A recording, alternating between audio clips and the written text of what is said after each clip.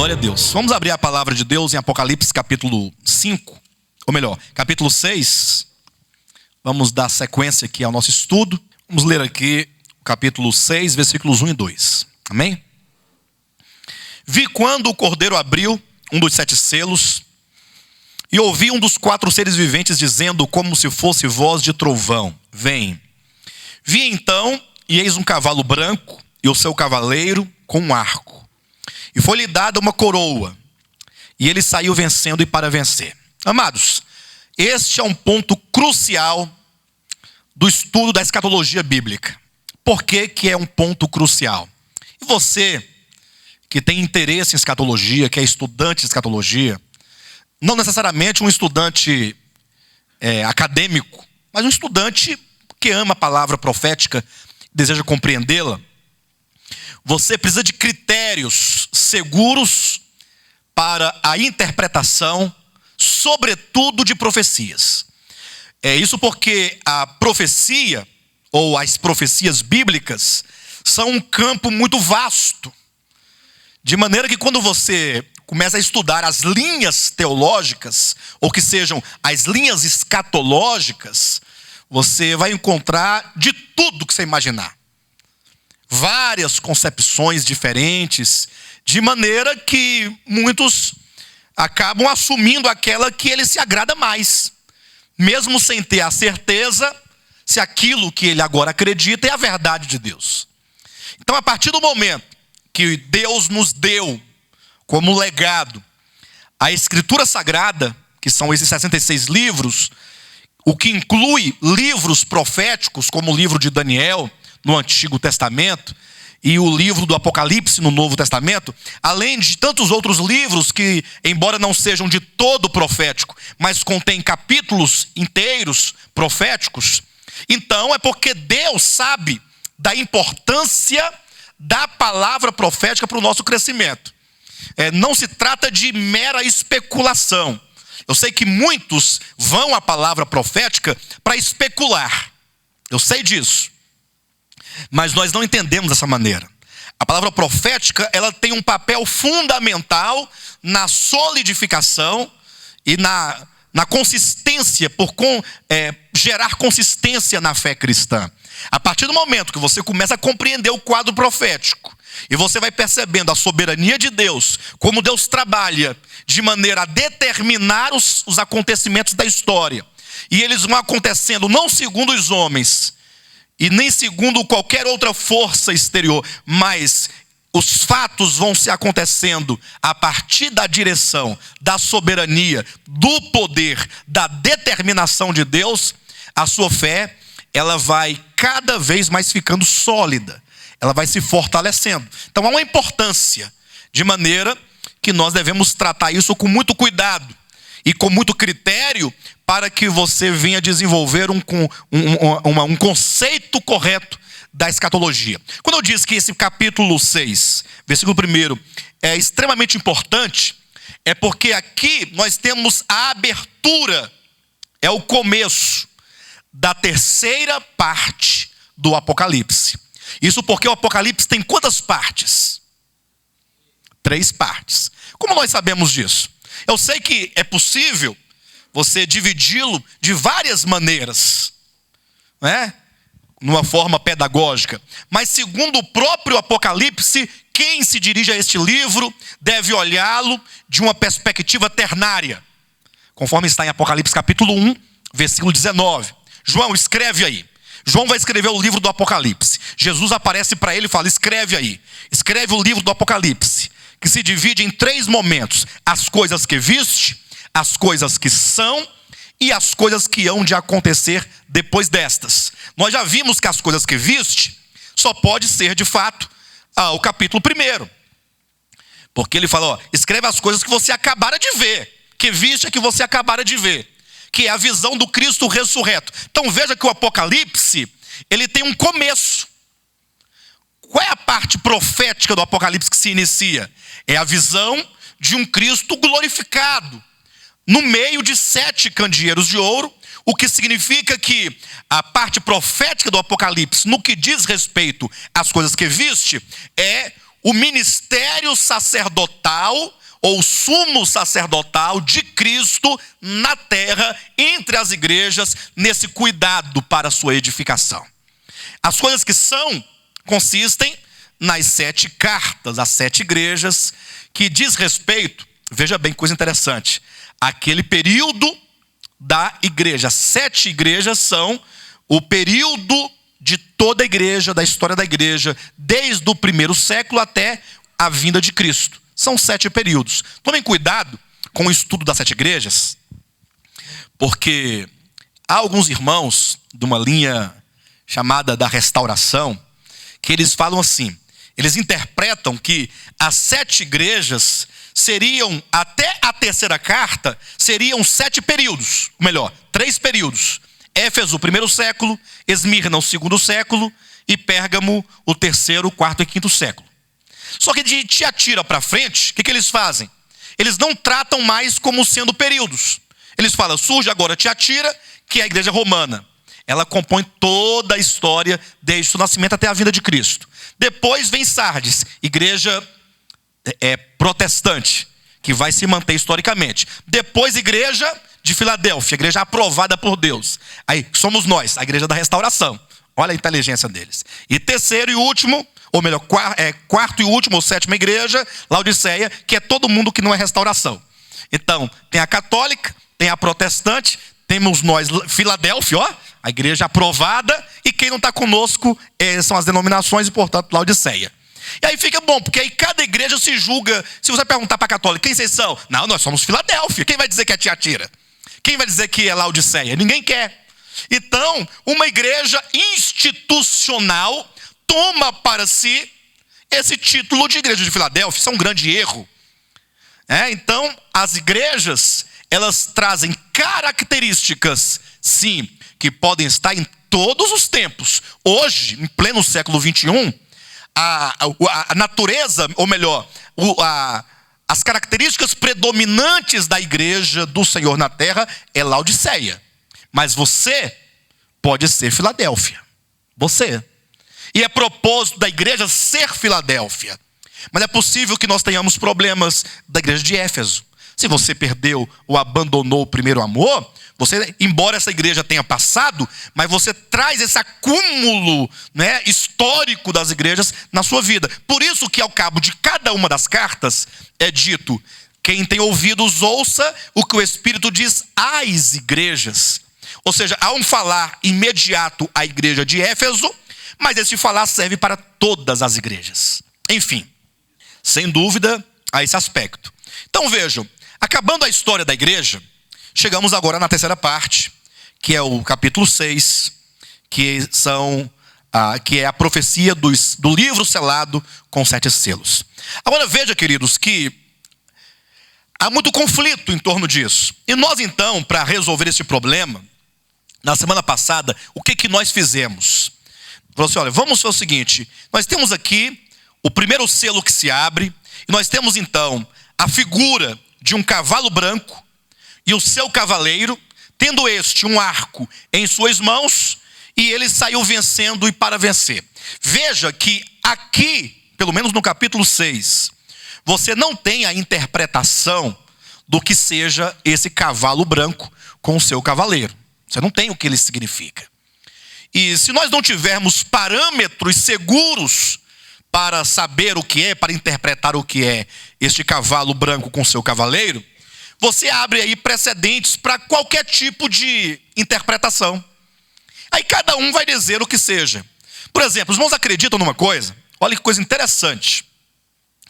Quando Jesus Cristo falou, eu quero apenas abrir um parênteses para ilustrar como quando você isola um texto da Escritura, você abre precedente para qualquer tipo de interpretação. E eu vou falar essa interpretação absurda que existe, que acontece, para os irmãos terem uma noção da capacidade do homem de inventar, quando se retira do contexto, um texto da Escritura. Por exemplo, quando Jesus Cristo falou assim, olha, eu ainda tenho muitas coisas para falar para vocês, mas vocês não podem suportar o que eu tenho a vos dizer. Está lá em João capítulo 13. Quando vier, porém, o Espírito da verdade, o Consolador, ele vos guiará a toda a verdade. Imagine só. Alguém tomou esse texto da Escritura, retirou do seu texto, do seu contexto, não somente do contexto imediato, mas também do seu contexto mediato, um tanto mais distante, porque é certo que esse Consolador que viria, ele não está somente no capítulo 13 de João, ele vai aparecer em vários outros capítulos, ele será concedido em Atos capítulo 2, ele será derramado. Então, se você for lendo pela Escritura, logo você saberá que o Espírito da verdade, que o Consolador é o Espírito Santo, que é o próprio Deus derramado sobre a igreja. Mas alguém foi lá, retirou do contexto, João capítulo 13, versículo 17 ou 16, salvo engano, o Espírito da verdade vos guiará a toda a verdade, e falou: sabe quem é esse Espírito da verdade? Imaginem, olha a interpretação. Sabe quem é?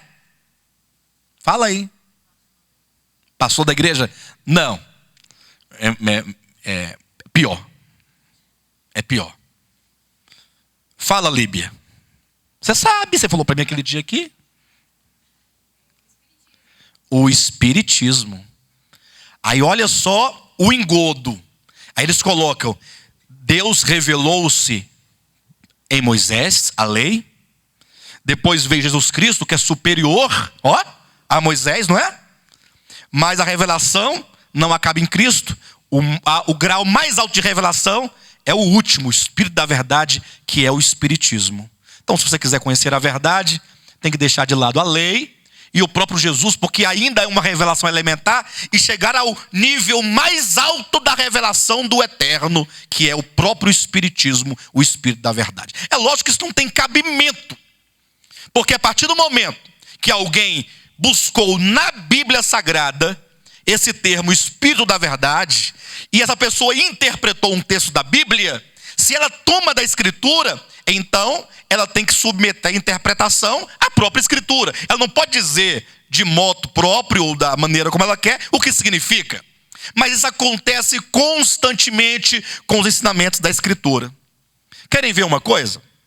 Uma pessoa me mandou também um e-mail fazendo uma pergunta a respeito dos dízimos. E aí citou, sabe qual parte da Escritura? Aquela parte da parábola do semeador. Eu fiquei pensando, passei um bom tempo tentando entender qual é a relação entre a parábola do semeador e o dízimo.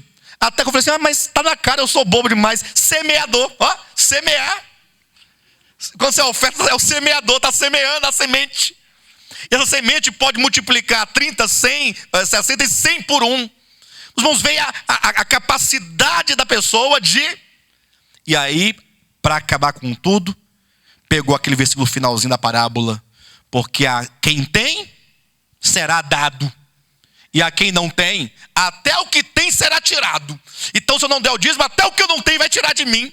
Mas se eu der, vai me acrescentar ainda mais. Os irmãos entenderam o jogo?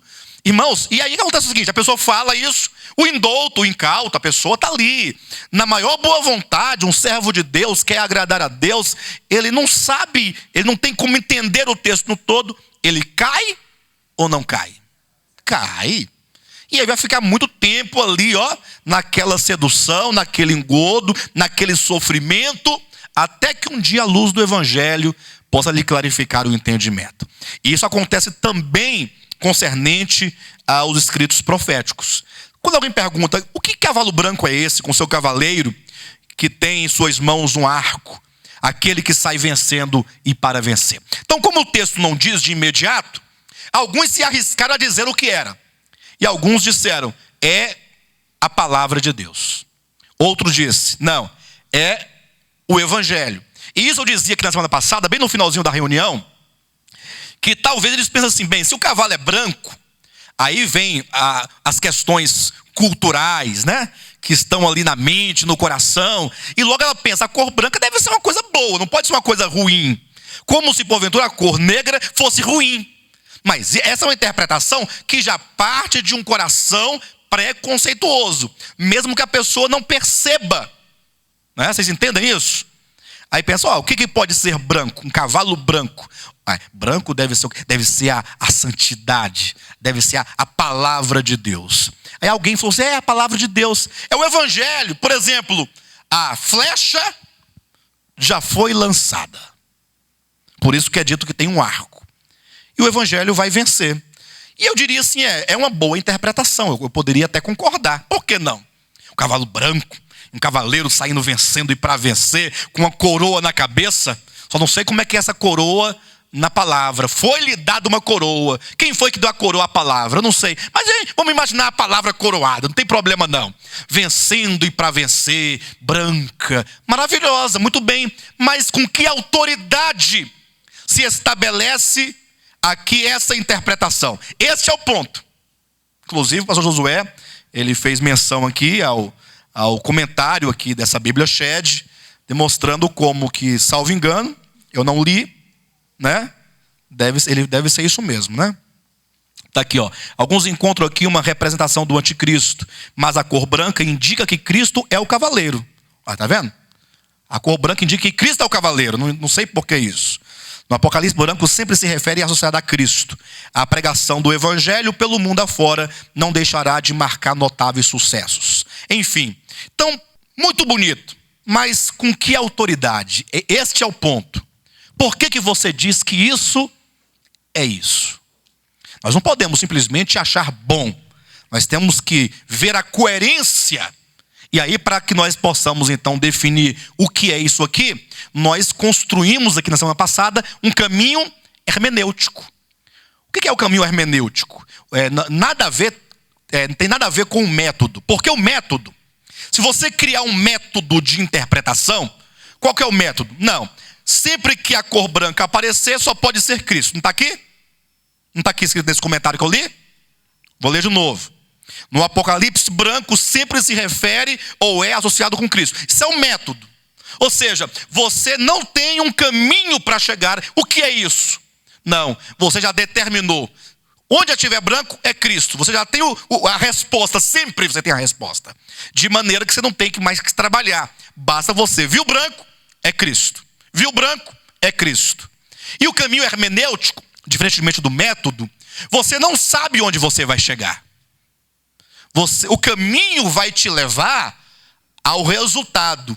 O método é diferente. A palavra método vem de metos, do grego, ou de meta, mais abrasileirado, né? E de odos, que é caminho, método. Então o método é um caminho que te leva a uma meta. Então você tem uma meta. Você já tem a meta. Ou seja, você já tem o fim. Você já tem a resposta. Agora você vai traçar um caminho que te leve até esta coisa onde você quer chegar. É por isso que essas monografias é a maior furada. É estudo científico. Não, não é científico. Porque você parte de uma hipótese, portanto, você já tem a resposta. Agora eu quero provar que isso é verdadeiro. Eu quero provar que é assim. Aí você vai construir um caminho para te levar onde você quer chegar. É por isso que na televisão você vê lá, cientistas descobrem que café faz mal para a saúde. Aí passa um ano, cientistas descobrem que café faz bem para a saúde. Isso porque deve ter indústrias por aí comprando estudo científico. E aí você parte do pressuposto que café é bom, agora eu vou provar que ele é bom. Aí eu construo um caminho para chegar ao resultado. Então você não pode fazer assim. Então você tem que construir um caminho hermenêutico que te leve a algum lugar. E eu não sei que lugar é esse. Eu não posso definir o lugar. É a Escritura que dirá o que deve ser. Aí nós falamos, bem, antes do capítulo 6, e este é o ponto que nós estamos tratando. Antes do cavalo branco, o que nós temos? Antes do cavalo branco. Isso. Antes do cavalo branco, o que nós temos? A visão do céu. Capítulo 4 e 5 é a visão do céu. Mas nessa visão do céu, não se profetiza nada a respeito do fim. É apenas uma descrição daquilo que João vê quando entra no céu. Qual é o primeiro, ou qual é o fato profético imediato anterior ao primeiro selo? Olha para o capítulo 6 aí, irmãos. Agora volta para o capítulo 5, capítulo 4, vai voltando. Qual é o primeiro fato aí, anterior a esse, do selo? Cartas às igrejas. Então, a ordem do Apocalipse de acontecimentos proféticos são, primeiro, capítulo 1, o Cristo glorificado entre as igrejas, mostra que ao longo de toda a história da igreja, a igreja gozaria e desfrutaria de um cuidado sumo sacerdotal da parte do próprio Cristo. Por isso que ele é visto no meio de 7 candeeiros de ouro, no capítulo 1. Tá. Próximo passo. O que nós temos? As 7 etapas da igreja. As 7 igrejas e, portanto, a história da igreja, que vai de Atos capítulo 2 até a segunda vinda de Cristo. Pastor, por que vai de Atos 2? Porque em Atos capítulo 2, nós temos a igreja e o corpo de Cristo sendo fundado e inaugurado. Não existe igreja de Jesus Cristo antes de Atos 2. Sabiam disso ou não? Não? Não há igreja antes de Atos 2. Até porque igreja, enquanto corpo de Cristo, só nasce com o batismo no Espírito Santo. E o batismo no Espírito Santo acontece em Atos capítulo 2. Até ali havia discípulos e havia crentes e mesmo filhos de Deus individuais. Mas o corpo de Cristo é fundado, é estabelecido, é inaugurado em Atos capítulo 2. Ali começa a história da igreja. Ali está Éfeso. E nós temos então os vários períodos dessa era que nos levam até os dias atuais, que é Laodiceia. Ok? Então, Laodiceia. Aí o próximo passo agora, depois da era da igreja, é o cavalo branco. É uma sequência de acontecimentos. Não estão entendendo? Uma sequência. O próximo passo agora é o cavalo branco. O que significa que, se o cavalo branco com seu cavaleiro, se os irmãos não entenderem, pode falar que eu repito, não tem problema nenhum.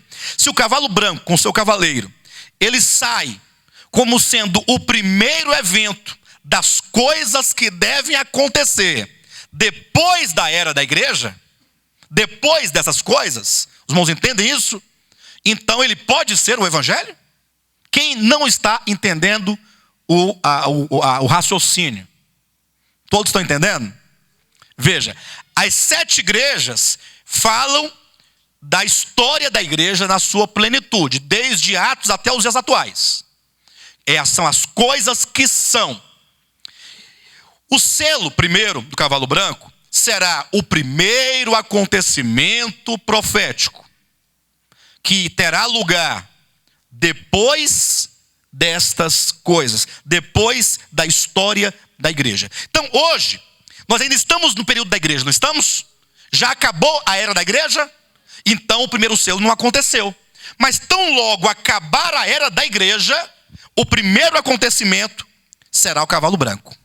O cavalo branco não tem lugar junto com a história da igreja. Ah, pastor, mas quem disse para você que o primeiro selo não pode acontecer durante a era da igreja? Porque para alguém afirmar que esse cavalo branco é a pregação da palavra, é a pregação do evangelho, então a pregação do evangelho e da palavra começou desde Atos 2. Então, o cavalo branco deveria coincidir cronologicamente com a primeira igreja de Éfeso. Vocês entendem isso? Tá. Mas veja capítulo 4, versículo 1 e 2. Capítulo 4, versículo 1 de Apocalipse. Depois dessas coisas olhei, e eis não somente uma porta aberta no céu, como também a primeira voz que ouvi, como de trombeta, ao falar comigo, dizendo: sobe para aqui, e te mostrarei o que deve acontecer quando. João, eu vou te mostrar o que deve acontecer quando? Depois destas coisas. Que coisas são essas? Éfeso, Esmirna, Pérgamo, Tiatira, Sardes, Filadélfia e Laodiceia. Portanto, eu poderia ler sem nenhum prejuízo e sem nenhuma adulteração o capítulo 4, versículo 1 dizendo: sobe para aqui e te mostrarei o que deve acontecer depois das igrejas. Sim ou não? Depois da era da igreja. E portanto o cavalo branco que está no capítulo 6 é um acontecimento que só vai ter lugar na história depois da era da igreja. E isso nos leva à primeira conclusão. Qual a conclusão? Esse cavalo branco não é o evangelho. É uma conclusão de exclusão. Ok, queridos? Exclui-se a ideia de que o cavalo branco seja o evangelho, seja a palavra de Deus. Eu já sei que o que não é. Agora eu quero saber o que é. Já sabemos o que não é. E agora o que é? Muito bem. E aí na semana passada nós fizemos aqui, estabelecemos 2 parâmetros, a partir dos quais é possível identificar quem é esse cavaleiro do cavalo branco que saiu vencendo e para vencer, a quem foi dada uma coroa e que tinha em suas mãos um arco. Nós falamos aqui de Daniel capítulo 2 e de Daniel capítulo 9. Por que esses 2 capítulos são importantes? Porque o capítulo 2 de Daniel, nós temos ali a história do mundo em apenas um capítulo da Bíblia, que é Daniel capítulo 2. Daniel capítulo 2, nós temos a visão, ou melhor, o sonho de Nabucodonosor, que foi revelado para Daniel na forma de uma visão. E lá nós temos como que Deus disse assim: olha, o Nabucodonosor, a história do mundo, a história do mundo, compreende de 4 reinos, ou que seja, 5 reinos. Essa estátua que você viu no sonho tem uma cabeça de ouro, o peito e os braços de prata, o quadril e o bronze, e o ventre de bronze, as pernas de ferro e os pés, todo dividido, parte de barro, parte de ferro. Veja, a cabeça de ouro é Babilônia. Pronto. É o Império Babilônico. Quando isso foi revelado para Nabucodonosor, por intermédio de Daniel, eles viviam exatamente o Império Babilônico. Não é que não havia outros impérios, é que Babilônia, naquele momento, era o império por excelência. Era o império dominante, que havia conquistado os outros impérios e que exercia poderes, ou poder sobre os outros impérios. Então nós começamos ali, Babilônia. O que viria em seguida a Babilônia? Aí Daniel 2 fala. Vocês já leram em casa? Leiam Daniel capítulo 2. Depois de Babilônia, virá um outro reino, que será a Média e a Pérsia. E depois da Média e da Pérsia, virá ainda um terceiro reino, que será a Grécia. E depois da Grécia, virá um quarto reino, que será Roma, Império Romano. Olha como que essa ordem dos impérios hoje é estudada nas escolas. Quando você está lá sei lá em qual série do ensino fundamental e depois do ensino médio, você vai estudar o Império Romano, o Império Babilônico, depois o Império Medo-Persa, depois o Império Grego, Macedônico, depois o Império Romano. Aí é dito que os pés daquela estátua, só se profetiza esses 4 reinos, diz os pés será um reino dividido. Qual foi o reino que foi dividido? Foi o próprio Império Romano, que com a invasão dos bárbaros, ao longo dos tempos, ele foi sendo dividido e conquistado, o que se tornou a atual Europa. A Europa é o antigo Império Romano, que sofreu as invasões dos bárbaros, e ali hoje se constitui as várias nações europeias, que é ainda o Império Romano, porém dividido. Então veja que essa estátua nos leva desde Nabucodonosor, Babilônia, até os dias atuais. Até os dias atuais. Na ordem da estátua. Se você for pegando desde a cabeça de ouro, peito e braços de prata, quadril e ventre de bronze, as pernas de ferro e os pés divididos, nós estamos exatamente nos pés de ferro e de barro, tudo dividido. O império atual, conforme nós temos na profecia, no caso, a atual Europa. Ok?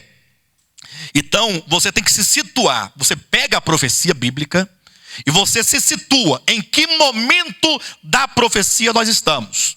Então, os irmãos percebem que os pés da estátua, que é o Império Romano, dividido em várias nações, que é a atual Europa, coincide com o momento atual no qual vivemos, que é o quê? A era de Laodiceia. Ok? Sim ou não?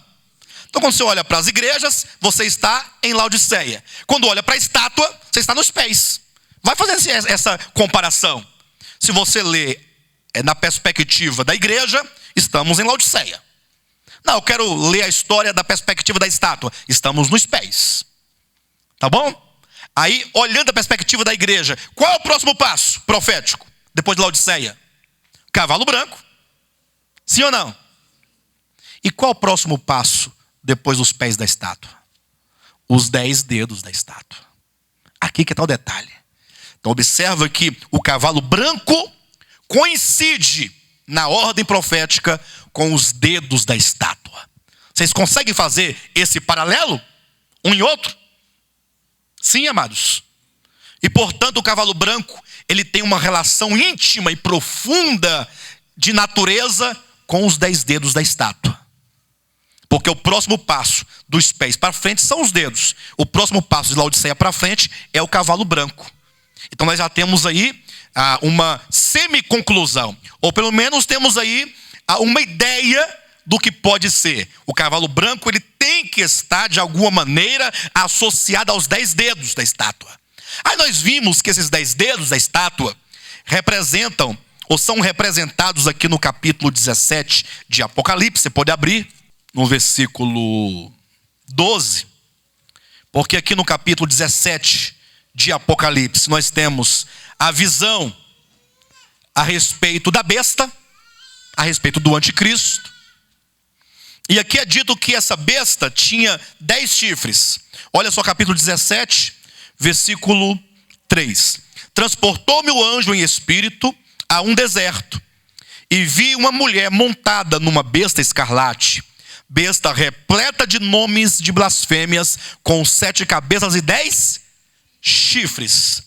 Agora veja o versículo 12. Os 10 chifres que viste são 10 reis, os quais ainda não receberam reino, mas recebem autoridade como reis com a besta durante 1 hora. Tem estes um só pensamento, e oferecem à besta o poder e a autoridade que possuem. Então veja que os 10 dedos da estátua de Daniel capítulo 2, aqui no Apocalipse, são representados por 10 chifres. Lá o Império Romano, que é a besta, tem 10 dedos. Aqui a besta, que é o Império Romano, tem 10 chifres. Veja isso. Então esses 10 chifres são 10 reis. E o que farão esses 10 reis? Eles vão dar o poder e a autoridade que possuem ao anticristo, a besta. Vocês estão entendendo? Aqueles 10 dedos da estátua, que serão 10 países europeus, serão 10 países do antigo e velho Império Romano, vão dar o seu poder e a sua autoridade à besta, certo? Por isso que é dito que esse cavaleiro do cavalo branco foi-lhe dada uma coroa. Ele não é rei, ele não tem linhagem real, mas ele será feito rei. Ele será constituído um rei, porque os 10 dedos darão a ele a autoridade e o poder que possui, e portanto ele será feito rei. Nós falávamos também aqui na semana passada que esse número 10 não necessariamente seja um número literal. Haja vista que nós estamos tratando com profecia, e portanto ele pode assumir aí um valor simbólico. E nós falamos aqui a partir de Mateus capítulo 24 e capítulo 25, que o número 10 representa o quê? A maior parte. A maior parte de que tanto? Do todo, da plenitude. A plenitude é 12. A maior parte de 12 é 10. E como se chega a essa conclusão? A partir de Mateus capítulo 24, quando fala 2 estarão no campo, e de Mateus 25, 10 estarão dormindo. Já falamos disso, não vamos voltar mais. Só para os irmãos se lembrarem. Amém, queridos? Então nós vemos aqui que o cavalo branco, o momento profético do cavalo branco coincide com os dedos da estátua. Vimos que os 10 dedos da estátua são 10 chifres, que são 10 reis, que darão a um homem, a besta, o poder e a autoridade que possui. Ele fala, pastor, mas só nisso você chega à conclusão que esse cavalo branco pode ser o anticristo? Sim, mas tem uma outra prova, em outro fundamento, que é extraordinário. Que é exatamente a prova do capítulo 9 de Daniel, das 70 semanas, onde nós paramos exatamente neste ponto. Vamos abrir lá rapidamente? Daniel, capítulo 9. Muitas vezes nós repetimos várias vezes uma coisa só, por perspectivas diferentes, com palavras diferentes, para que os irmãos possam ir apreendendo, porque isso aqui são anos e anos construindo esse mapa profético. Não é tão simples assim. A gente fala uma vez, duas, três, aí o que você não entendeu na semana passada, você entende hoje, e vai ficando cada vez mais claro. É igual a um filme quando você assiste. Primeira vez que você assiste o filme, você fala assim, entendi. A segunda vez, eu não tinha visto isso. Você vai percebendo, e vai montando, essa frase aqui tem tudo a ver com esse acontecimento. Você vai montando as ideias. É muito difícil você compreender um filme, de fato. Compreender um livro, compreender uma profecia, porque consiste numa somatória de informações. Tá bom? Capítulo 9 de Daniel, nós temos aqui a profecia das 70 semanas. E nós vimos que essa profecia, ela profetiza, né, desde a saída de ordem para restaurar Jerusalém até o reino milenar, que aqui é declarado como sendo a unção, melhor, a justiça eterna que vai se manifestar sobre a terra.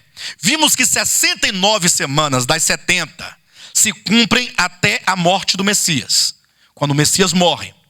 E aí restaria uma semana, ok, queridos? Restaria uma semana quando nós dizemos, no nosso entendimento, que se abre aqui, na morte de Cristo, um intervalo.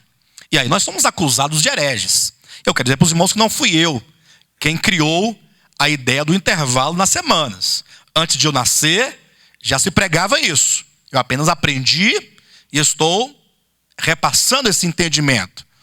De maneira que as pessoas acusam aqueles que dividem as semanas em dois blocos. Um bloco que se cumpre, né, sistematicamente até a morte de Cristo. Um bloco de 69 semanas. E quando Cristo morre, abre-se aqui um intervalo, uma pausa. E joga a última semana para ser os últimos 7 anos da história da humanidade. E nós trazíamos aqui algumas provas de que esse intervalo é muito mais do que necessário. Por quê? Quando você lê apenas essa profecia, porque as pessoas que dizem que essa profecia acabou com a morte de Estevão, ela se encerrou, as 70 semanas se encerraram com a morte de Estevão, elas interpretam essa profecia somente aqui, elas não conseguem dar um passo para o lado. E aí tá bom, você consegue fazer isso, é possível.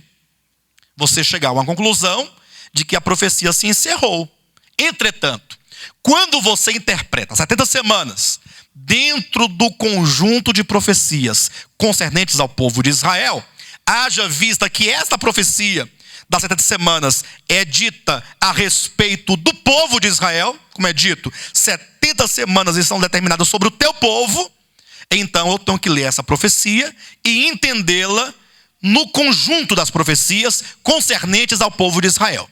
Aí nós mostramos na semana passada, aqui, que as profecias de Zacarias, sobretudo capítulos 10, 11, 12, 13 e 14, esses 5 últimos capítulos profetizam como será o fim concernente a Israel. E aí, segundo a interpretação de que essas 70 semanas não existem mais porque elas já se cumpriram cabalmente, então essas profecias de Zacarias não teriam nenhum valor. Haja vista que se profetiza lá que nos últimos dias, na guerra do Armagedon, no final da grande tribulação, Deus vai salvar o seu povo Israel. E se as 70 semanas acabaram, então também se acabaram o quê? A esperança da salvação de Israel como nação. E aí é onde entra em crise esse pensamento de que as 70 semanas tenham se acabado.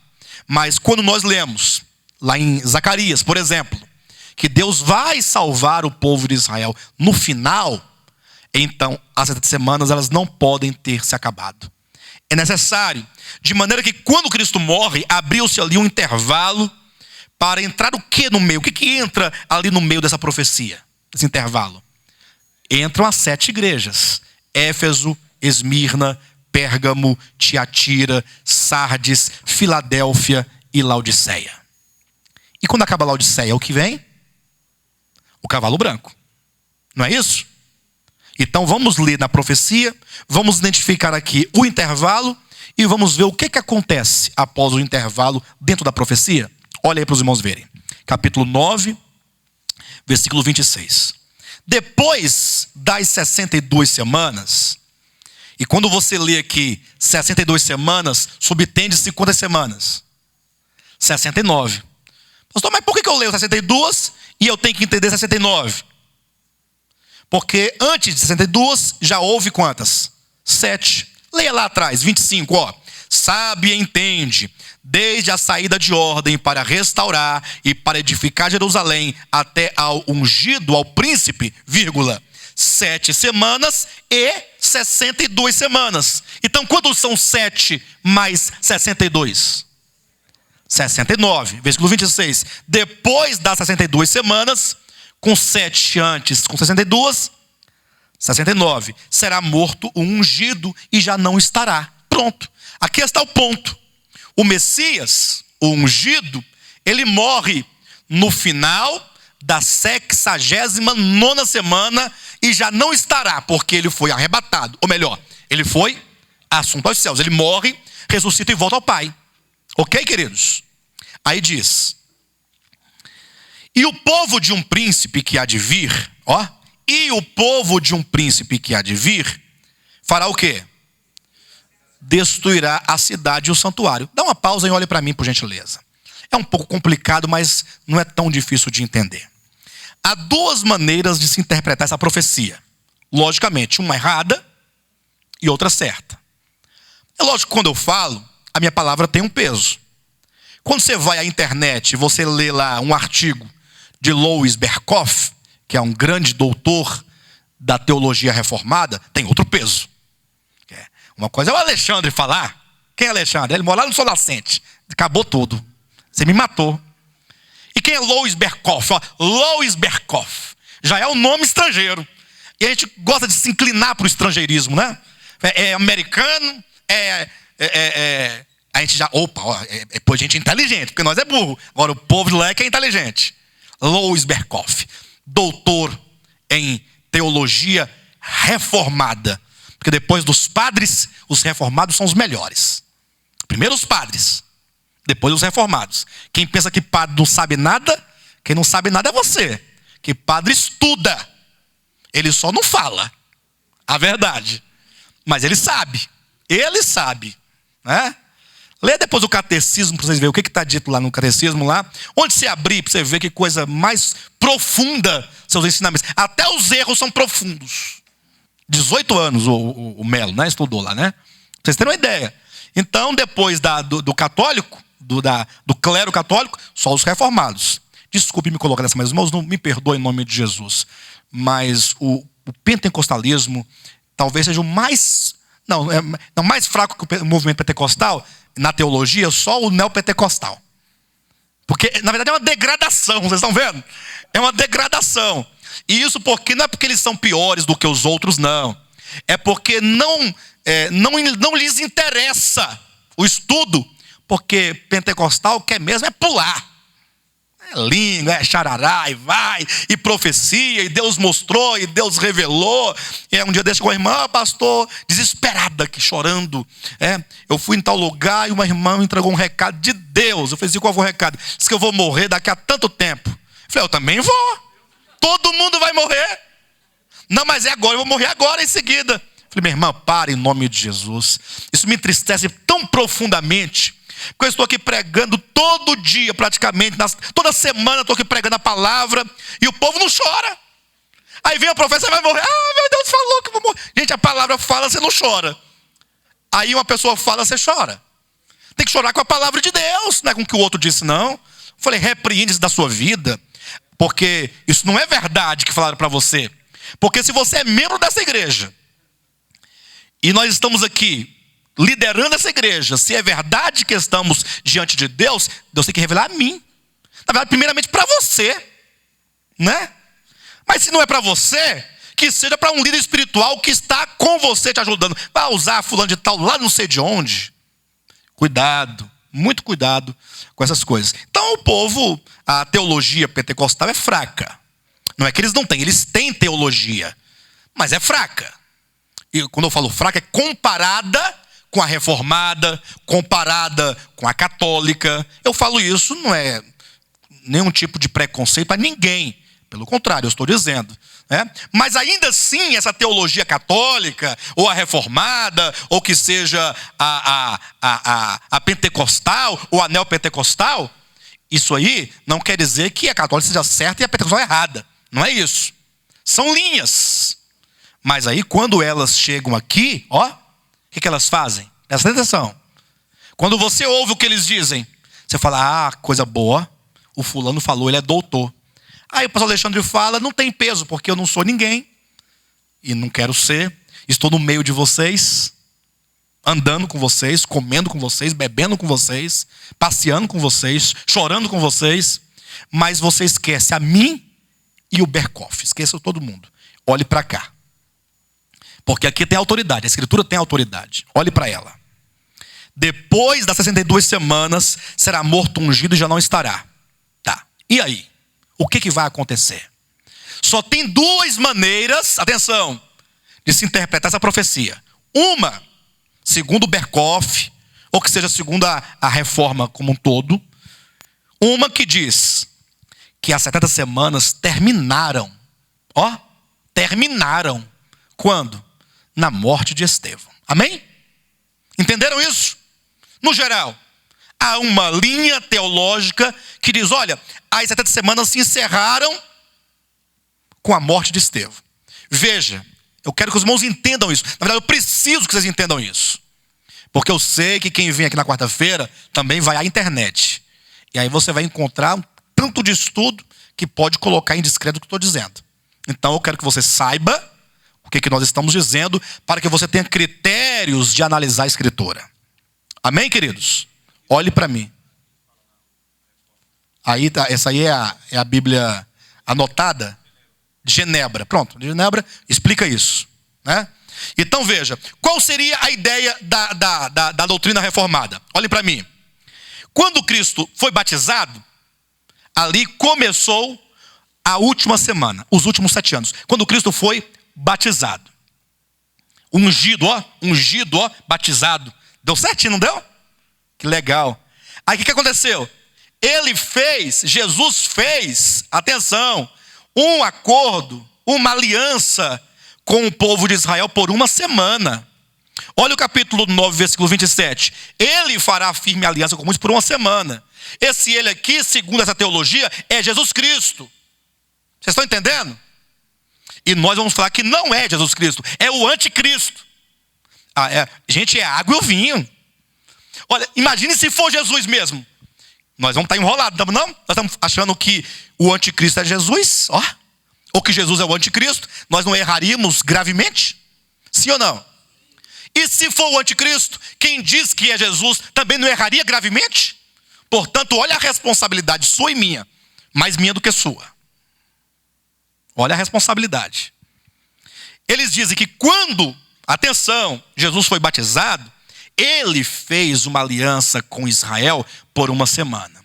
Aí vem a pergunta, me ajudem aí porque é um tema complicado, e eu vou precisar de vocês para desenvolver isso aí. Se você tirar o olho de mim, eu me perco aqui, tá bom? Presta atenção. Como eles chegaram à conclusão de que esse ele do 27 é Jesus Cristo? Como? Eu vou dizer para vocês como eles chegaram a essa conclusão. Você sabe quando tem ele, ela, tem uma pessoa muito próxima a mim, muito próxima a mim, que ela tem um vício, um costume de falar assim, pois é, aí ela disse, eu falo, ela quem? A pessoa começa com ela, com ele, e eu não sei quem é ela. Imagina só falar assim, quer ver uma coisa? Ô irmão Paulo, tudo bem? Ela falou que você tem que ir lá amanhã, viu? Ele quer saber quem é ela, porque ela é um pronome. O pronome na língua portuguesa, e nas outras línguas também, estão sempre no lugar de um nome. E, portanto, subtende-se, teoricamente falando, que antes do pronome tem que ter o nome. Então, veja bem, Jesus Cristo é o nosso Salvador. Ponto. Ele quem? Primeiro eu falei o nome. Agora, depois que eu já estabeleci a minha referência, o meu referente, eu posso usar quantos pronomes eu? Quer ver agora? Jesus Cristo é o nosso Salvador, ponto. Ele morreu na cruz por nós, amém? Para nos salvar. Devemos, portanto, amá-lo. Quem é esse o? Esse o é Jesus Cristo.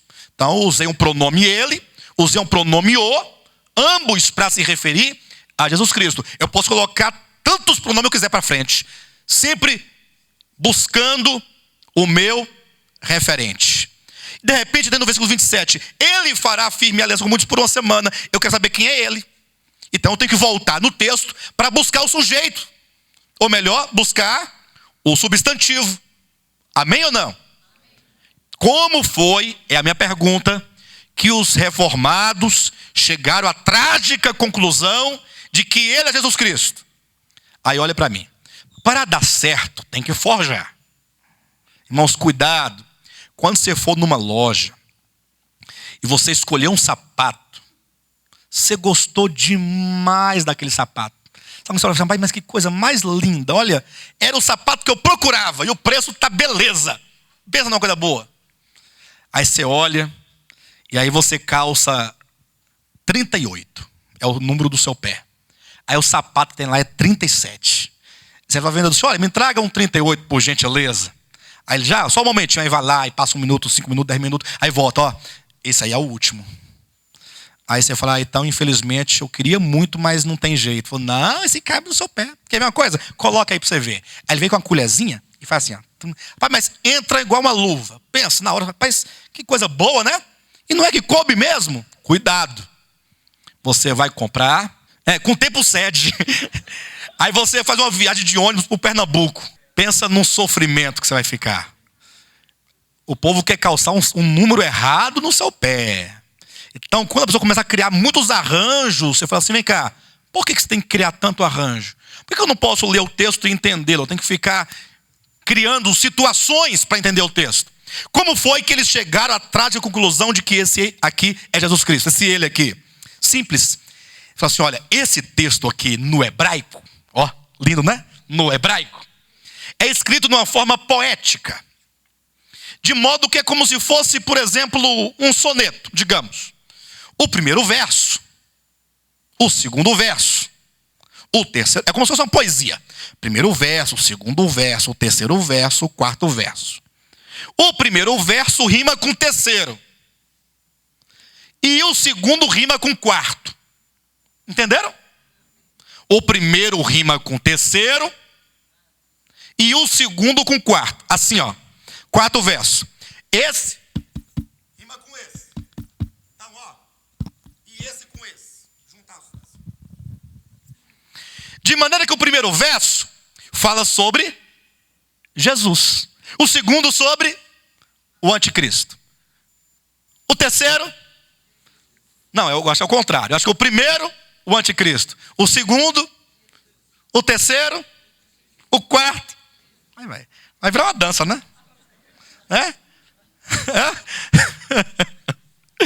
Vamos ler assim para ver como é que dá? Vamos ler? Vamos ler assim, não tem problema não. Não custa nada. Vamos ler. Primeiro Jesus, vamos lá, vamos ver. Versículo 26. Depois, não, lê do 25, né? Sabe e entende, desde a saída de ordem para restaurar e para edificar Jerusalém, até ao ungido, ao príncipe. Opa, quem é aqui? Jesus, ao ungido príncipe. Então pega o primeiro aí, tá? Jesus, o príncipe. 7 semanas e 62 semanas. As praças e as circunvalações se reedificarão, mas em tempos angustiosos. Depois das 62 semanas será morto um ungido. Aí falhou, porque falou do ungido 2 vezes. Já não deu mais a... Deu? Ah, não, é porque você tem que começar a contar a partir do 26. Vocês estão entendendo, irmãos? Vocês estão entendendo? É um sapato que não cabe, mas vai caber. Vai caber. Então vamos começar a contar a partir do 26. O 25 não pode contar. Porque se contar não dá certo a poesia hebraica. Tá bom, pessoal? Vocês estão sendo convencidos disso? Sim ou não? Mas vamos lá, vamos continuar, não tem problema não. Do 26. Depois das 62 semanas será morto, ungido e já não estará. Pronto, temos a primeira linha, o primeiro verso. Ungido. E o povo de um príncipe que há de vir, opa, é o segundo verso aí, ó, que é o príncipe que há de vir, destruirá a cidade e o santuário, e o seu fim, o fim da cidade, né? será num dilúvio. E até o fim haverá guerra, desolações são determinadas. Pronto, já foi ungido, já foi o príncipe do que é o que há de vir, né? Pronto, 27. Ele fará firme aliança com muitos por uma semana. Volta lá no primeiro. Agora é Jesus. Entenderam ou não? Estão satisfeitos com isso? Tá bonito? Eu agora tenho que pegar esse ele e tem que voltar antes de outros sujeitos. Isso é contra qualquer teoria da língua. Ou seja, eu tenho um pronome que eu não tenho um referente preciso. Eu vou ter que buscar em algum lugar. E, portanto, eu vou dizer que vai ser qualquer outro substantivo. Mas tudo bem, disseram que é Jesus. Ele, no caso de Jesus, fará firme aliança com muitos por uma semana. Na metade da semana, fará cessar o sacrifício, Jesus. E a oferta de manjares. Sobre as das abominações virá quem? O assolador. Quem é o assolador? Agora é o anticristo. Até que a destruição que está determinada se derrame sobre. Deu certo? É assim que se lê mesmo? Queridos, pode até ser assim. Pode até ser assim. Mas não nesse texto. Esse texto estaria errado. Pode ser, pastor, lá a primeira Bíblia era assim. A sua está errada. Aí tudo bem. Mas nesse texto não pode se ler assim. Porque aí é um arranjo. Você faz um arranjo e você coloca qualquer um. Pastor, mas imagina comigo. Pensa comigo agora. Em nome de Jesus. Vamos raciocinar. E agora eu quero desconstruir isso aqui dentro do próprio texto.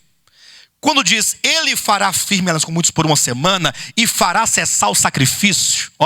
E fará cessar o sacrifício. Não é isso que diz aí? E fará cessar o sacrifício. Eles pensam, quem foi que fez cessar o sacrifício? Quem foi? Não foi Jesus que com a sua morte pôs fim aos sacrifícios? Sim ou não? Não havia muitos sacrifícios? Aí Cristo veio, aí João Batista disse, eis o Cordeiro de Deus que tira. Jesus é o Cordeiro, não é um Cordeiro. Portanto, ele é o sacrifício. E quando o sacrifício foi imolado, cessou ali o quê? Os cordeiros, as ofertas, cessaram. E eu falo, olha, o raciocínio é muito bom. É muito bom. Mas a Bíblia dá base para você falar isso, eu tenho que ler na Escritura para entender essas coisas. O que é cessar o sacrifício? Por que haveria de cessar o sacrifício? Ok? Mas vamos lá. Ele fará firme aliança com muitos por uma semana. Então, pensando como os reformados pensam.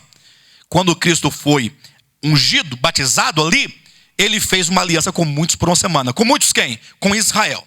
Na metade da semana, aí deu certo, O ministério de Cristo durou 3 anos e meio, certinho. 3 anos e meio, ele morreu. Na metade da semana, certinho, fez cessar o sacrifício. Bem, então quanto tempo se passaram até a morte do Messias? Das 70 semanas. 69 mais meia semana. Certo ou não? Você nunca mais volta nessa igreja. Que tanta conta é essa? É porque é assim mesmo, não tem o que fazer. 69 e meia. Falta quantas semanas depois da morte de Cristo? 3 anos e meio. Por isso que se estende até quando? Até a morte de Estevão morreu 3 anos e meio depois da morte de Cristo. E aqui, portanto, em Estevão, terminaria a profecia. Sim? Eu tenho aqui algumas perguntas, 3 perguntas para fazer para os irmãos. Baseado nisso. Primeiro, quando Jesus Cristo morreu na cruz, ou quando Estevão morreu ali no final, o que teria de ter acontecido? O que teria de ter acontecido? Conforme diz a profecia. Versículo 24. 70 semanas estão determinadas sobre o teu povo e sobre a tua santa cidade para. Então, nesse período, desde a saída de ordem até a morte de Estevão, algumas coisas aconteceriam. O que aconteceria? Primeiro, cessar a transgressão. Eu pergunto, quando a morte de Estevão ocorreu, cessou a transgressão de Israel? Aí sabe o que eles falam? Não, cessar a transgressão é o seguinte. Presta atenção. O que é cessar a transgressão? Presta atenção. Vocês vão entender. Vem comigo. Vem comigo. A transgressão é a rebelião. O povo de Israel não foi rebelde? Não foi com Deus? E aí quando eles mataram a Cristo, essa rebelião chegou no seu máximo. E portanto, uma vez que Deus agora não tem mais nenhum compromisso com Israel, porque eles chegaram ao máximo da sua rebelião, Deus agora encerrou a semana, acabou tudo, então cessou a rebelião. Não há mais rebelião, porque também não há mais pacto, não há mais nada, tá tudo, não tem mais rebelião, não tem mais nada. Tá bom? Eu fico até sem graça de falar isso. É tão sem fundamento que eu não tenho nem ânimo para falar uma coisa dessa. Mas vamos continuar, não tem problema não. O que mais aconteceria? Para dar fim aos pecados. Deu fim aos pecados? Ele fala, deu, Jesus morreu na cruz, a sua morte é para pôr fim. Não pode ter dado fim no pecado dele, mas a morte dele é a solução para o problema do pecado. Amém, vamos continuar.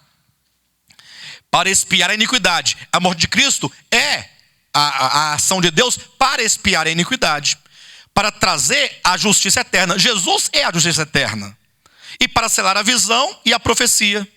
E para ungir os santos dos santos. Amém. Então pronto, tudo isso está resolvido. Bem, se tudo isso foi resolvido quando Jesus morreu, se quando Cristo morreu, conforme está em Hebreus capítulo 6, versículo 4, 5, 6, 7 e 8, o povo de Israel cometeu pecado contra o Espírito Santo, pecado imperdoável, por que que aqui cessa a rebelião, aqui cessa a transgressão de Israel? Por que mais 3 anos e meio? Qual é a finalidade de mais 3 anos e meio? Para que serve? Aí eles vão mostrar que tudo isso se cumpre na morte de Estevão. Então, maior pecado não foi matar Jesus Cristo, foi matar Estevão. Porque somente quando mata Estevão é que a ira de Deus chega no seu limite. E aí vem um grande problema. Eu perguntaria, qual é a última coisa da profecia que acontece? Depois que Cristo faz firme aliança, versículo 26, o ungido é morto. E aí vem em seguida o povo de um príncipe, o anticristo. Depois vem, ele fará firme aliança com muitos por uma semana. O que acontece quando Cristo morre? Virá o quem? Sobre a asa da abominação, e virá quem? Vem o assolador. Aí acontece a maior das contradições. Vocês sabem o que a reforma protestante, na sua teologia, diz que acontece com o diabo quando Jesus morre na cruz? Quem sabe? Nesse momento o diabo está preso. Começa o milênio, quando Jesus morre. Aí o Neto fala, imagine se ele tivesse solto. Aí é contraditório, porque tão logo cessa aqui o sacrifício, é dito que vem o assolador. Mas na verdade não vem, porque eles amarraram o assolador, e aqui eles desamarram o assolador. Lá amarra, aqui desamarra.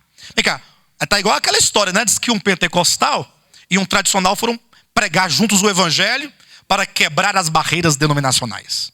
Não, vamos quebrar, vamos pregar junto o evangelho. Aí foram. Entraram num lote, estava o portão aberto, no meio do quintal lá veio um pitbull. E vem naquela velocidade, o pentecostal falou assim, está amarrado. Aí o tradicional falou assim, não, está solto, corre. Então ninguém sabe se está solto ou se está amarrado. Porque ora amarra, ora solta. De todos os efeitos, essa é uma interpretação totalmente incoerente com o próprio texto. É um texto que se contradiz em si mesmo se esta fosse a interpretação. Mas veja, agora olhe para a sua Bíblia, diz assim, olha, depois das 62 semanas, será morto o ungido, e já não estará. E o povo de um príncipe que há de vir, fará o quê? Destruirá a cidade. Quando que foi isso que aconteceu? No ano 70 da era cristã. Quando foi que Estevão morreu? No ano 37,5, 38. Por que aqui se fala da destruição de Jerusalém, se a profecia termina na morte de Estevão? Não teria aqui uma incoerência?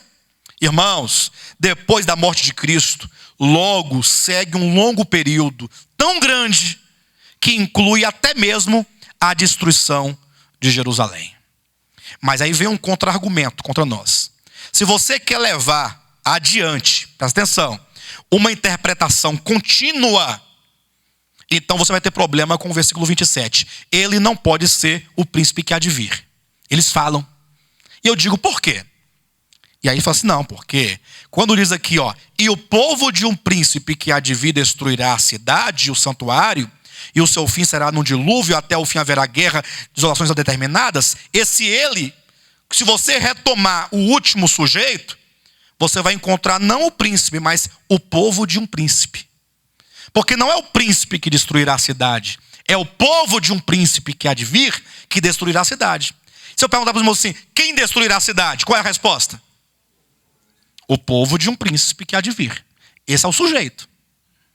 Então esse ele seria o povo de um príncipe que há de vir? E eu digo não, esse ele é o príncipe. Aí um dia uma pessoa me desafiou. Falou, não, você não está claro disso não. Porque esse ele nunca pode ser o povo. Ou melhor, nunca pode ser o príncipe, deveria ser o povo. Eu disse, qual que é o último sujeito aí na oração? Ele é o povo de um príncipe que há de vir. Eu falei, não é o último sujeito não. Leia de novo. Aí ele leu, e o povo de um príncipe que há de vir destruirá a cidade e o santuário. É, o último sujeito aqui é o povo de um príncipe. Eu falei, não é. Leia de novo. Mais uma vez. Ele leu e falou assim, não tem jeito não, é o povo de um príncipe que há de vir. Eu falei, não. Porque depois de o povo de um príncipe, que é uma oração, segue-se uma outra oração. Qual é a próxima oração? Depois de o povo de um príncipe. Que há de vir. Nós temos aqui uma outra oração. E qual é o sujeito da oração que há de vir? Quem é o sujeito? Eu falei na semana passada aqui. É o que? Esse que é um pronome relativo. O povo de um príncipe que há de vir. Que há de vir é o príncipe há de vir. O príncipe há de vir. O que, enquanto pronome, está no lugar do nome. E, portanto, o meu último sujeito é o príncipe. Portanto, ele retoma o príncipe e não o povo.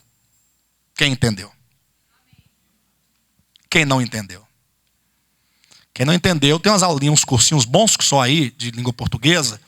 Inclusive tem um irmão da igreja aqui que dá essas aulas, o irmão Ademar dá aula de matemática, de lógica. Tem um Bira daqui que dá aula de... Muito bom. Então, esse ele só pode retomar, portanto, o último sujeito, que é o príncipe. Ele fará firme aliança com muitos por uma semana. O príncipe fará aliança com muitos por uma semana. E, portanto, veja, se eu olhar para essa profecia, o que acontece depois do intervalo? O intervalo é a era da igreja. Acabou o intervalo, acabou a era da igreja. O que se segue à era da igreja? O cavalo branco. Isso mesmo. É isso aí, ó. Então, olhe as perspectivas. Daniel 2. Nós estamos nos pés divididos. O que se segue? Os 10 dedos, que é o reino do anticristo. Certo? Apocalipse capítulo 6. É no final da era da igreja. O que se segue? O cavalo branco. E agora na profecia, depois do intervalo que era da igreja, o que se segue? O anticristo. Os 10 dedos me dizem que depois da igreja é o anticristo. A profecia essa semana diz que depois do intervalo que é a igreja, vem o anticristo. Quando eu vou para o Apocalipse, que eu tenho as 7 igrejas, qual é o próximo evento? O anticristo. Portanto, o cavalo branco, com o seu cavaleiro, a quem foi dada uma coroa, que tem um arco nas mãos, é o anticristo. Essa conclusão não é dedução, é caminho hermenêutico. Você constrói um caminho e o caminho te leva a esse entendimento. Se não for esse caminho, pastor, esse caminho que você fez está errado, tá bom, então me apresente outro. E você não tem mais nenhum. Pode chamar doutor, PhD, DVD, CD, o que você quiser. Não tem. Por quê? Porque não é uma interpretação particular. É uma interpretação a partir do que outras profecias estão dizendo. Deus jamais nos daria uma profecia para ela ficar solta, né? Sem você saber exatamente onde ela se encaixa. Ela tem que se encaixar a partir de parâmetros de outras profecias. De maneira que esse cavalo branco, portanto, é o anticristo. O reinado do anticristo vai durar exatamente 7 anos. Quem disse isso? Está aqui em Daniel, ó. Daniel 9, 27. Ele, o anticristo, o príncipe que há de vir, destruirá, ou melhor, fará aliança com muitos por uma semana. Então, tão logo ele surgir, ele não vem como o anticristo. É o anticristo. Mas ele não vem como. Ele vem como alguém a quem foi dada uma coroa. Então, a Europa, que é o Império Romano dividido, há muito tempo procura, né, se restaurar e se reconstituir num único império. A começar com o euro, a moeda europeia de união, depois continuando, né, com a Constituição única, o exército único que eles querem estabelecer, o rompimento de fronteiras. O último passo deles vai ser constituir sobre o maior grupo de nações europeias um líder a quem será dada uma coroa. Vi um cavalo branco e o seu cavaleiro a quem foi dada uma coroa. Está de acordo com Daniel capítulo 2, com Daniel capítulo 7, com Daniel capítulo 9 e com a história da igreja, da sequência do Apocalipse, capítulos 2, 3 e 6, que é a sequência. Mas pastor, por que então que ele faz aliança com muitos por uma semana? 7 anos. Veja, na metade da semana, olhe para mim por um momento, na metade da semana, ele, o príncipe, fará cessar o sacrifício. E aqui nós temos que entender, porque os reformados deram uma interpretação. Cessar o sacrifício seria a morte de Jesus, que cessa todos os sacrifícios. Mas nós dizemos que é o anticristo. Como é que o anticristo pode fazer cessar o sacrifício? Muito bem. Volta a sua Bíblia aí, uma página, capítulo 8 de Daniel. E aqui nós temos uma profecia concernente aos impérios grego, macedônico e Média-Pérsia. O capítulo 8 fala do império Medo-Persa e do grego. Como que o Medo-Persa caiu para o grego ascender? Entenderam? E aí vai demonstrar que um dos príncipes persas, ele se apresenta aqui como sendo um tipo do anticristo. Ou seja, você quer conhecer um pouco do anticristo? Quer entender um pouquinho sobre aquilo que ele fará no futuro? Olhe para a figura, olhe para o seu tipo, olhe para Antíoco Epifânio, no capítulo 8, e você vai ter uma noção do que ele fará. Veja bem o que é dito aqui, ó. Versículo 8, 8:8. O bode, e para que você não fique perdido, capítulo 8, versículo 20 diz: aquele carneiro com 2 chifres que viste são quem? Os reis da Média e da Pérsia. Mas o bode peludo é quem? É o rei de quem? Da Grécia. Versículo 8. O bode, quem é o bode? O rei da Grécia. Veja bem. Se engrandeceu sobremaneira. Então, num dado momento, o rei da Grécia, ele se engrandece. Por que que ele se engrandece, queridos? Porque no versículo 7 diz que ele venceu o carneiro. Ou seja, a Grécia vence a Média Pérsia. Alexandre o Grande vence, o bode se engrandeceu sobremaneira. E na sua força, no auge do seu império grego-macedônico, quebrou-se-lhe o grande chifre. Então, esse grande chifre do bode fala de Alexandre o grande príncipe macedônio, que conquistou o mundo ainda na sua juventude, aos 30 anos de idade, salvo engano. E em seu lugar, ou seja, quando esse chifre quebra com a morte de Alexandre o Grande, em seu lugar saíram 4 chifres. Então saíram 4 príncipes. Se o chifre entre os olhos é Alexandre o Grande, na sua morte, 4 príncipes vêm para o seu lugar. E é dito para os 4 ventos do céu. Ou seja, o império grego macedônico foi dividido para 4 príncipes. Não houve um sucessor. Ao morrer Alexandre o Grande, não deixando ele nenhum sucessor, os seus 4 generais, aí eu posso me lembrar agora, eventualmente, Seleuco, Ptolomeu, Cassandro e Lisímaco. São os 4 generais de Alexandre o Grande. Eles agora assumem esse reino. Divide o reino grego-macedônico em 4 partes. Está na história, os irmãos podem estudar. Na Bíblia não, vai para a história, depois volta para cá, você vai entender a profecia cabalmente. Dividido o reino, o que aconteceu? Versículo 9. De um dos chifres, ou seja, de uma parte do império grego-macedônico, saiu um chifre pequeno e se tornou muito forte para o sul, para o Oriente e para a Terra Gloriosa. Onde é a Terra Gloriosa, queridos? Jerusalém. Vocês querem entender essa profecia cabalmente? Leia o capítulo 1 de 1 Macabeus. 1 Macabeus, que é aqueles livros apócrifos da Bíblia Católica, são livros que narram a história dos Macabeus. O fato de eles serem apócrifos não quer dizer que eles sejam ilegítimos. Eles são ilegítimos porque não são inspirados. Mas eles têm o seu valor histórico, porque eles narram acontecimentos da nação de Israel que compreende exatamente ali o 3º século antes de Cristo, que é o período grego-macedônico. E lá conta a história dos príncipes, de Alexandre o Grande, o que aconteceu. Então, esse chifrinho que sai da Grécia, de um dos 4 ventos ali da Grécia, versículo 10, cresceu. Ele cresceu até atingir o exército dos céus. Olha. Ou seja, ele vai contra quem? Contra Deus.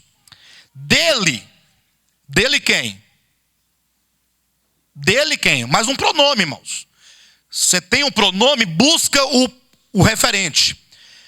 Cresceu, o chifre cresceu até atingir o exército dos céus. Tá certo? Alguns do exército e das estrelas lançou por terra e o espisou. Versículo 11. Sim, engrandeceu-se até ao príncipe do exército. Quem é o príncipe do exército dos céus? Cristo. O príncipe do exército dos céus é Cristo. Ou não? Ou é o diabo? Dele quem, queridos? Do príncipe. Tirou o quê? O sacrifício diário. Quem tirou o sacrifício diário? Quem tirou? O chifre pequeno. Na história do povo de Israel, um príncipe grego foi até Jerusalém, insurgiu-se contra o exército dos céus, contra o príncipe do exército dos céus, e tirou o sacrifício diário, e o lugar do seu santuário foi deitado por terra. Aí na história, Antíoco Epifânio, príncipe grego, ele vai até Jerusalém, ele profana o templo de Jerusalém, e ele imola uma porca exatamente sobre o altar de holocausto. Onde se sacrificavam os cordeiros de Deus, as ofertas para o pecado, foi oferecido um animal imundo. Isso quem fez foi Antíoco Epifânio, no ano 145 a.C. E ele profanou aquele lugar sagrado. E então, por tanto tempo, no caso, aquele sacrifício de Cristo, de Deus, foi tirado. E não houve mais sacrifício naquele lugar. Por isso que no versículo seguinte, versículo 13, diz: ouvi depois um santo que falava. E disse outro santo àquele que falava: até quando durará a visão do sacrifício diário e da transgressão assoladora, visão na qual é entregue o santuário e o exército a fim de serem pisados? E ele me disse: até 2300 tardes e manhãs, e o santuário será purificado. Foi quando Macabeus, Judas Macabeus, com seus irmãos, lutaram contra esse príncipe Antíoco Epifânio e venceram o Império Grego. E aí eles purificaram o santuário e dedicaram novamente agora ao Senhor de uma maneira pura. Agora eles purificaram o santuário e consagraram ao Senhor. Esse dia da consagração se tornou um memorial na história do povo de Israel e passou a ser chamado o dia da dedicação. É por isso que lá em João capítulo 10, se você quiser abrir, deixa eu ver se eu encontro esse texto aqui. Eu creio que é no capítulo 10 de João. No versículo 22 diz: celebrava-se em Jerusalém a festa da dedicação. Está vendo aí? Que festa da dedicação é essa? Você pode perguntar para quem você quiser. Leia na Bíblia toda. Essa festa da dedicação é a memória do grande dia em que Judas Macabeus purificou o templo que fora profanado por Antíoco Epifânio. Assim como, atenção, Antíoco Epifânio entrou no templo e profanou o templo com aquele sacrifício impuro, o anticristo também fará. Ele fará uma aliança com Israel por uma semana, e Israel, portanto, vai fazer o quê? Vai reconstruir o templo. Vocês entendem isso? Sabia que quando aquele cavaleiro do cavalo branco vier, tão logo encerrar a era da igreja, o primeiro evento é a manifestação de um príncipe romano. Porque 10 nações darão a ele o poder e a autoridade. Ele vai surgir como um grande diplomata, um grande político, um homem. Ele pode já existir agora, eu não sei quem é. Não sei o nome dele. Mas logo vocês verão que vai haver uma reconstituição, ou uma tentativa de reconstituir o Império Romano, e vão eleger um líder. Fiquem atentos a isso. Eu já disse muitas vezes nesse ministério, que se Deus me der a graça de eu estar vivo, eu quero declarar a todos publicamente quem é o anticristo, antes de que ele se manifeste como tal. Quando o cavaleiro apareceu, eu falei: povo, olha aí, ó, é isso aí. Por quê? Porque as profecias não mentem. E eu não tenho medo de falar. Não estaria me arriscando em nada, porque a Escritura diz que quando isso acontecer, os países europeus vão constituir um líder. Esse líder muito eloquente, articulador, poderoso, ele vai fazer um acordo com Israel, a nação de Israel. E Israel, portanto, vai reconstruir o seu templo. Para disso, pastor. Que besteira é essa? Bem, vamos perguntar para a Bíblia se nos últimos dias, antes da vinda de Cristo, haverá ou não o templo de Jerusalém reconstruído. Quando eu digo reconstruído, é porque ele foi destruído no ano 70. De lá para cá, nunca mais se restabeleceu. Agora você vai pastor, e aquele de São Paulo lá? Aquele lá é da besta, só que não é da besta do Apocalipse, não. É de outro besta. É outra besteira. Porque tem o besta da Bíblia e tem um besta com essa besteiarada toda, né? Isso aí você esquece. Abra sua Bíblia em Mateus capítulo 24, versículo 15. Está aí um título na sua Bíblia: a grande tribulação, não está? Jesus diz assim: olha, quando, pois, virdes quem? O abominável da desolação. De que falou quem? Ou seja, quem foi que falou sobre esse indivíduo aqui? O profeta Daniel falou sobre o abominável da desolação. Falou aonde? Falou no capítulo 8, quando apontou Antíoco Epifânio. E depois vocês leem, por gentileza, o capítulo 8, e vocês vão ver lá no finalzinho do capítulo 8, dizendo que aquela profecia havia de se cumprir em dias muito distantes, o que significa que, ainda que tenha acontecido imediatamente naquele tempo, mas é uma profecia de duplo enfoque, porque ela se estende, se aplica, se desdobra nos últimos dias. Então o profeta Daniel, ele falou a respeito do abominável da desolação. Mas quando, pois, virdes o abominável da desolação, onde?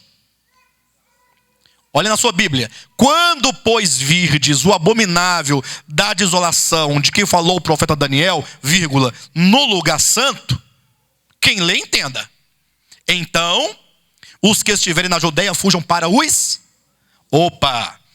Jesus está dizendo que o sinal para que aqueles que moram na Judeia fujam para os montes, saiam da cidade de Jerusalém, não fiquem em Jerusalém. Qual é o sinal para que eles possam fugir? Quando eles virem o abominável no lugar santo. Ora, amados, onde é que está o lugar santo lá em Jerusalém hoje? O lugar santo não é um departamento do templo? O templo não tem o átrio, o lugar santo e o lugar santíssimo? Onde é que o anticristo vai colocar a abominação desoladora? No lugar santo. Portanto, para que isso aqui aconteça, o templo tem que ser restaurado. Porque se não for, não se cumpre. E aí tem muitas reportagens, por exemplo, que indicam inclusive que os próprios judeus estão se preparando para isso. Eles estão treinando sacerdotes da tribo de Levi. Eles estão treinando jovens, né, para que possam servir como sacerdotes. Eles têm um templo já todo construído de maneira de pré-moldado, aguardando essa oportunidade de reconstruir. E eles farão isso quando esse príncipe aparecer e fizer com eles um acordo de paz. E aí eles voltam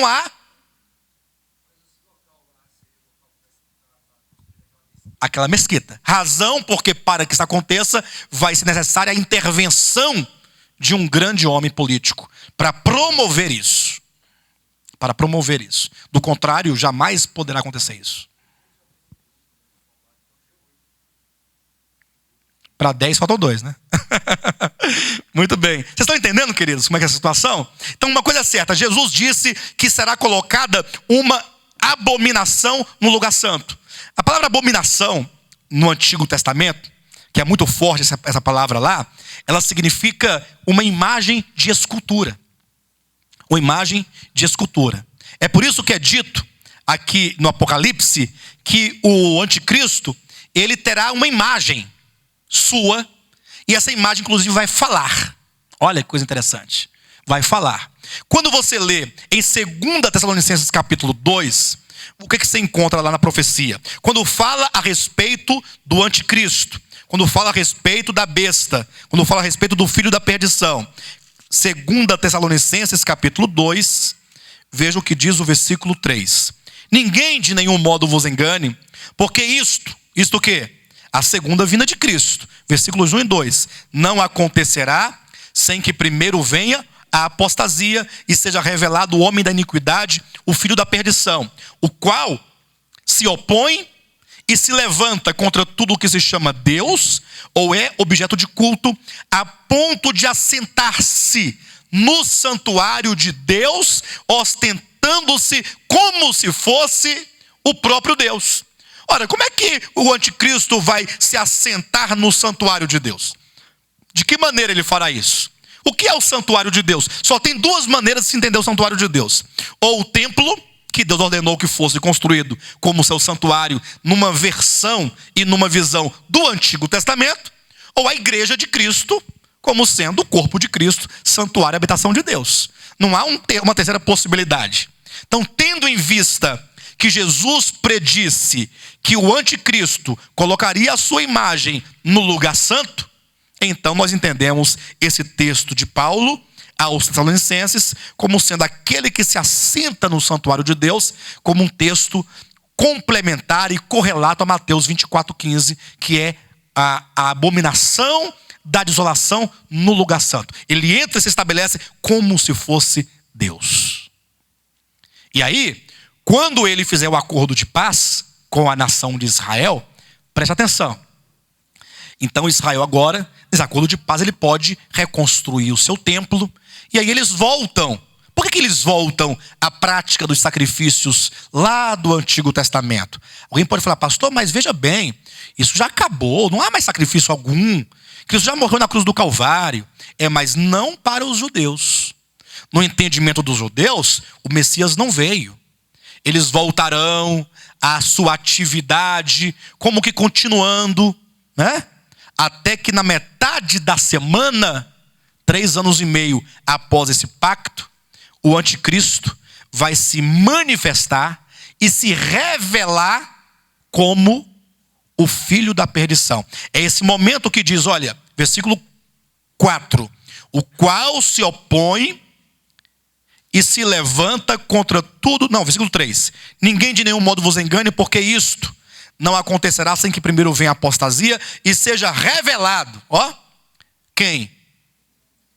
O homem da iniquidade e o filho da perdição. Seja revelado. Então, num dado momento, esse príncipe, ele vai se revelar como o homem da iniquidade. Neste momento que ele se revela, ele vai quebrar o pacto com Israel. Na metade da semana, ele faz cessar o sacrifício que eles vinham fazendo, cessa, porque agora ele vai profanar, a semelhança de Antíoco Epifânio, vai profanar o santuário com a sua imagem. E a partir daí é dito, sobre a asa das abominações virá o assolador. Então os próximos 3 anos e meio será uma ação do assolador. É a grande tribulação. Portanto, quando você lê um cavaleiro sobre um cavalo branco, e esse cavalo, ele diz respeito ao seu trajeto, à sua velocidade, com que ele propaga sobre toda a terra a sua mensagem, haja vista que os primeiros 4 selos falam de 4 cavalos. Um branco, um vermelho, um preto e um amarelo. De maneira que cada uma dessas cores representa algo, ou uma mensagem. O vermelho, a guerra, o preto, a fome, o amarelo, a morte. E o branco? A paz. Por isso que ele vem tentando promover a paz no lugar mais crítico da terra, que é naquele setor de guerra entre judeus e palestinos. Ele vem promover essa paz.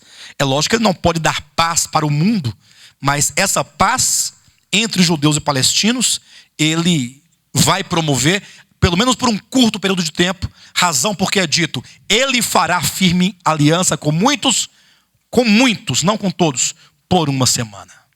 Então haverá um acordo de paz entre judeus e israelenses de 7 anos.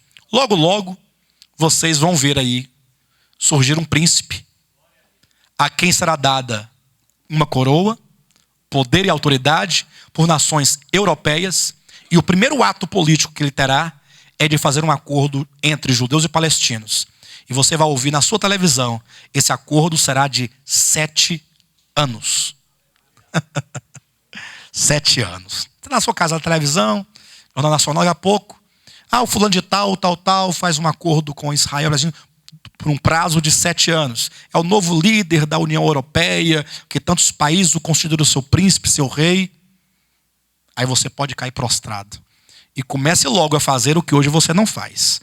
Porque depois disso, dentro de 7 anos contado no calendário, o Filho do Homem vai aparecer nas nuvens do céu. E todo olho o verá. Tenha certeza disso. Ele vai sair vencendo. Vai sair vencendo. Ele não vai começar derrotado, vai sair vencendo. Ele vai sair conquistando. E seu objetivo é para vencer. É para vencer. E ele traz da sua mão um arco. Costuma-se falar arco e flecha. Não somente arco. Muito provavelmente esse arco ele não traz a flecha porque é como se fosse uma arma desarmada. Alguém falou, não, pastor.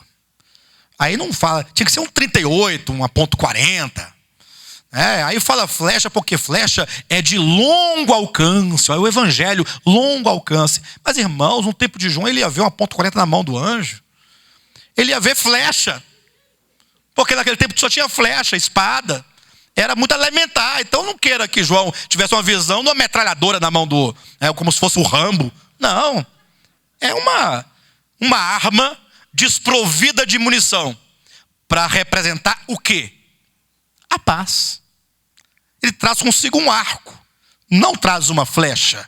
Ele traz uma arma desprovida de sua munição, como quem diz, desarmemo-nos. Promovendo a paz entre Israel e palestinos, trará uma coroa. Sairá vencendo. Com o objetivo de vencer, mas não vencerá. Amém? Bem, amados, olha, eu fiz hoje o possível para que os irmãos entendessem isso.